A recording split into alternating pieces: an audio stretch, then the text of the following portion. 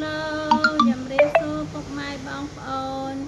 ថ្ងៃនេះលវមិនបានថតវីដេអូថតខោអាវបង្ហាញទេបង្ហាញមុខកងកំមុំទី2នេះកងកំមុំទី2នេះមៀតអីមៀតហ្នឹងភ្នែកធំកឡង់ឡង់មៀតណដល់ហើយបានខោអាវប៉ិនមៀតកងកំមុំហ្នឹងក៏មានដែរកងកំមុំហ្នឹងឥឡូវប្រហែលគីឡូទេនេះប្រហែលជា5-10 គីឡូហើយដឹងបើញ៉ាំម្លឹង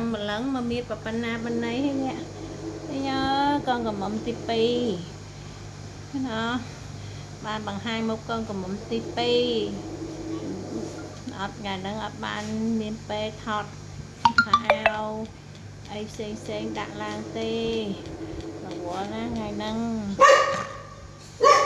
ខំបង្ហាញកូនឲ្យពុកម៉ែបងប្អូនរបស់កូនទី4នេះឲ្យបានមើលកូនទី2របស់ខ្ញុំ